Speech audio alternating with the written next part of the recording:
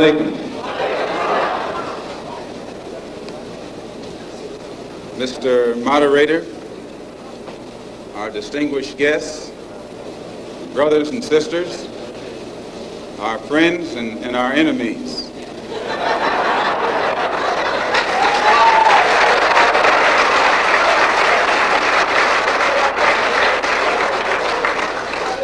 Everybody is here. As many of you know, last March, when it was announced that I was no longer in the Black Muslim movement, it was pointed out that it was my intention to work among the 22 million non-Muslim Afro-Americans and to try and form some type of organization or create a situation where the young people, our young people, the students and others, could study the problems of our people for a period of time and then come up with a new analysis and give us some new ideas and some new suggestions as to how to approach a problem that too many other people had been playing around with for too long.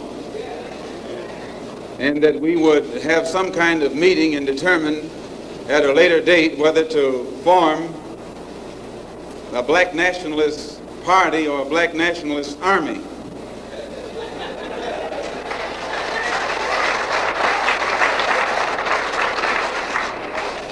There have been many of our people across the country from all walks of life who have taken it upon themselves to try and pool their ideas and to come up with some kind of solution to the problem that confronts all of our people. And tonight we are here to try and get an understanding of what it is they've come up with. Also, recently, when I was blessed to make a trip or a pilgrimage, a religious pilgrimage to the holy city of Mecca, where I met many people from all over the world, plus spent many weeks in Africa, trying to broaden my own scope and get more of an open mind to look at the problem as it actually is. One of the things that I realized, and I realized this even before going over there, was that our African brothers have gained their independence faster than you and I here in America have. They've also gained recognition and respect as human beings much faster than you and I. Just 10 years ago on the African continent, our people were colonized. They were suffering all forms of colonization, oppression, exploitation, degradation, humiliation, discrimination, and every other kind of Asian. And in a short time, they have gained more independence, more recognition, more respect as human beings than you and I have.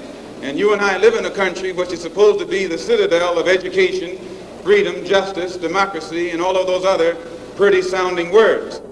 So it was our intention to try and find out what was our African brothers doing to get results so that you and I could study what they had done and perhaps gain from that study or benefit from their experiences. And my traveling over there was designed to help to find out how. One of the first things that the independent African nations did was to form an organization called the Organization of African Unity. The purpose of our Organization of Afro-American Unity, which has the same aim and objective, to fight whoever gets in our way.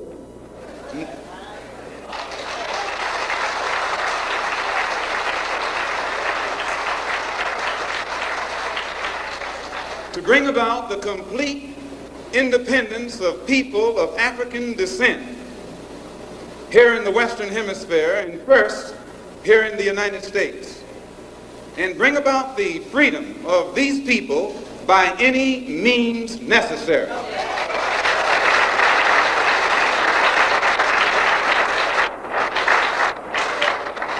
That's our motto.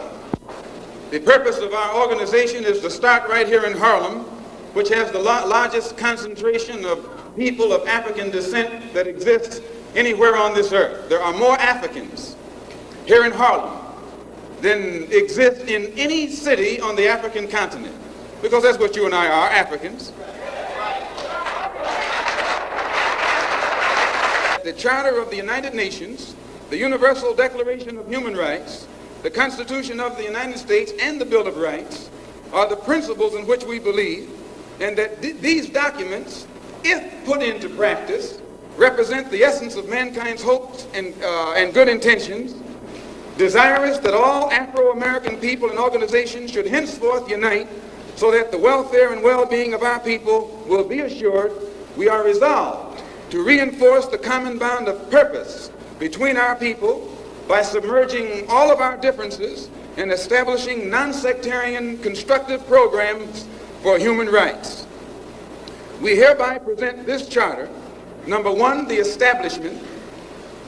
The Organization of Afro-American Unity shall include all people of African descent in the Western Hemisphere.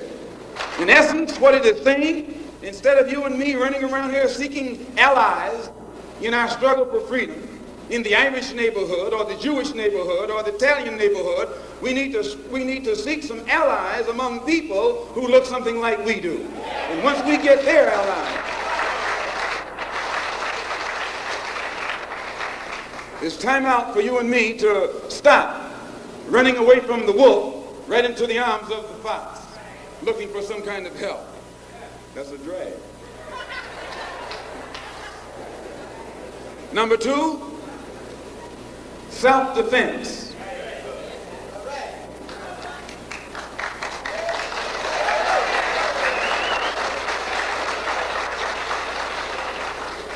Since self-preservation is the first law of nature, we assert the Afro-Americans' right to self-defense. The Constitution of the United States of America clearly affirms the right of every American citizen to bear arms. And as Americans, we will not give up a single right guaranteed under the Constitution. The history of unpunished violence against our people clearly indicates that we must be prepared to defend ourselves, or we will continue to be a defenseless people at the mercy of a ruthless and violent racist mob.